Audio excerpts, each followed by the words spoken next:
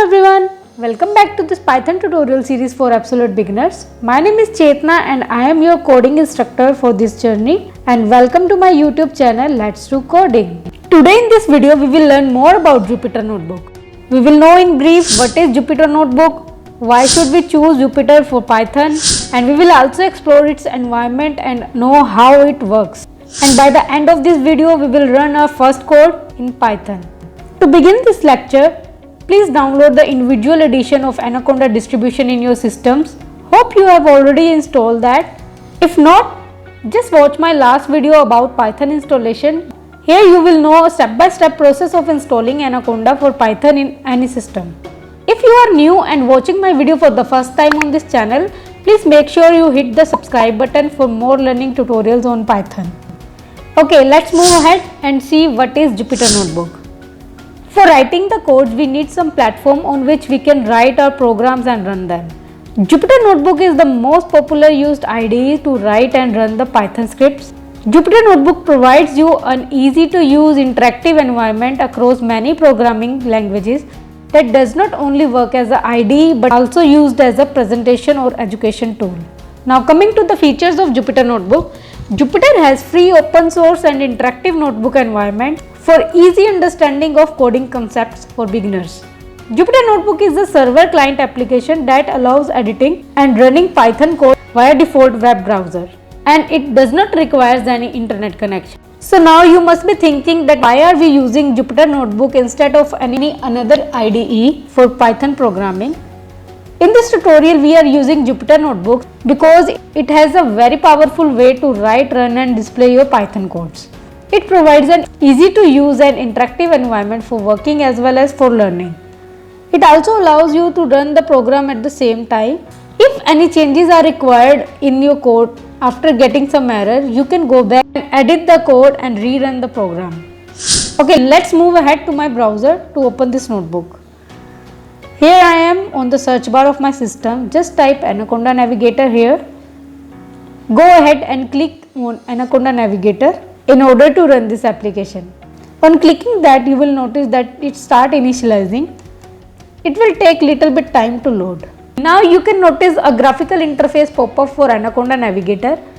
Okay, here we are on our Anaconda Navigator. So Anaconda has a package not just for Python but also for many other development environments like PowerShell, Spider, Qt Console, Orange 3 and many more.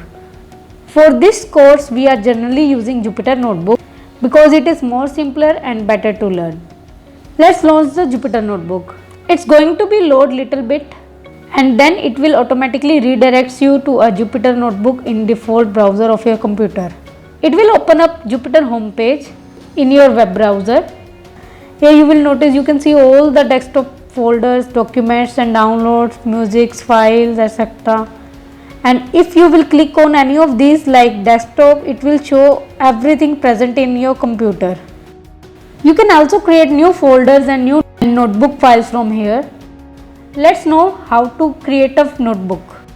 On the right hand side of the screen, I will click on new and you will see the option for a new notebook and some other options of creating a text file, a new folder as well as for a terminal connection. Let's create a new folder for this tutorial. If you will click on this folder, it should create a new untitled folder at the bottom of this folder list. If you scroll down here, you will notice an untitled folder is created for you just few seconds ago. We can rename this folder by clicking this checkbox here, then scroll up. Here on the top left side you will notice a rename option, move or delete. So we are going to rename it. Click on rename. It will ask enter a new directory name. Let's name it Let's Do Python Coding. Hit rename and now open this again. You will notice if you open it, this notebook list is empty because this is just an empty folder, and now we can create a notebook or a subfolder inside this. Now let's create a notebook here. I'm going to click new notebook Python 3 and this will automatically launch a new tab. It may also take some time to launch and connect to a new notebook. So here we are on the main page of Jupyter Notebook.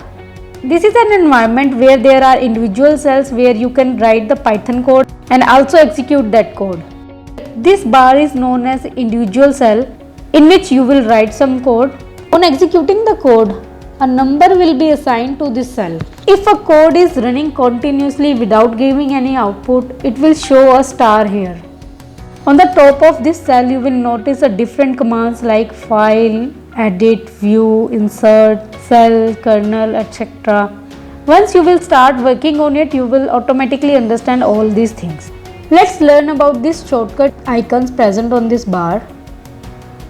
The first icon you can see is for save and checkpoint. This is a place to save your notebook. Next icon is for insert. This is basically used to add a new cell below. If you will click on this icon, you will be able to get one more cell. To delete any cell, you can see this scissor type icon. This is to delete any cell. You have just to go to the particular cell which you want to delete. Once it is selected, then you can click on this scissor icon to delete this cell. Next, this icon is to copy a particular cell. Like if you want to repeat any piece of code, you can copy that code. Next to it, there is a paste icon, which is present to paste that copied cell and reuse it in the next line. This arrows icon is here to move the cells up and down as per your requirement. On selecting a cell, you can move it anywhere you want. Let me show you.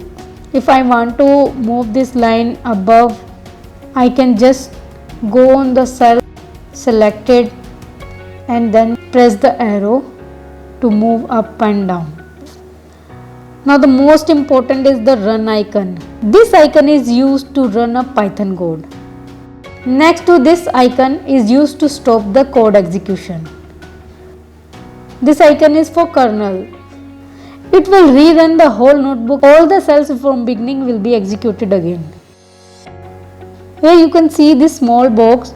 On clicking that, you can check 4 options. By default, code is selected for Python code execution. If you want to write some sentences, then you can select markdown. If I am writing any sentence, it is in code execution, then it will show me an error. And if I want to write this sentence, then I can select markdown. If I try to run this now, I will not get any error because now this cell will just write a normal sentence instead of executing a code. Now if I want to use this line as a heading, so I will select this heading option. This will show a dialog box that is a level 2 heading. Enter OK. This heading will start with hash, and now I will run this cell. Now you can see this sentence as a heading. Similarly, to reduce the size of this heading, we can put one more hash. In this way, this will decrease the heading size. So these were some of the different options here in Jupyter Notebook. Again, from here, you can rename this notebook. Your file will be saved as .ipynb, which stands for Interactive Python Notebook. Now it's time to practice some live codes. Let's do coding. Let's run our very first piece of code in Python. Here I will use Python as a calculator. I will write 1 plus 1, and then to run this cell, I can select on that run icon. It will run the cell by taking input as 1 plus 1 and resulting output as 2. And now again I can press Shift plus Enter to run this code. Here I am not typing this, but I am writing here as a command just to show you that what I am exactly doing. If I hit Enter plus Shift on my keyboard, it will run this cell and it also creates a new cell below it. Now let's write one more code. Print hello world, which is very famous. For printing output hello world, you have to just give a print statement. Simply write print, and you have to give the parentheses and the inverted commas, and inside this we have to write hello world. For giving this output, just simply press and enter. You can see the result here as the hello world. So congratulations for the very first Python code. Once you are done with your notebook work, you can simply close this tab, and now you will notice that in the home page of Jupyter Notebook, your working notebook is still actually running, showing this green icon.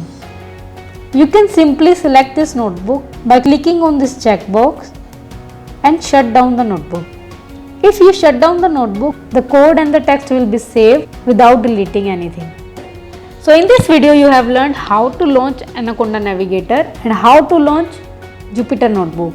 And you have also learned how to write and run a code in a Jupyter Notebook. There are also some applications for your Android phone for practicing Python codes via mobile. And there are also some no install options available for Jupyter. No install means in which you do not need to download and install Anaconda distribution on your system. You can just use online Jupyter Notebook without downloading it. If you want me to make videos on this no install option and for the Python application for Android phone, please comment below and don't forget to subscribe this channel. Okay, that's all I had for this video. Hope I was able to explain you briefly the notebook environment and also about how to write and run to code in Jupyter Notebook. Thank you so much for watching this video. In the next video, we will jump to the live code section of Python data types and data structures. Please make sure you do install Anaconda Individual Edition on your systems. Till then, take care, bye bye, keep practicing.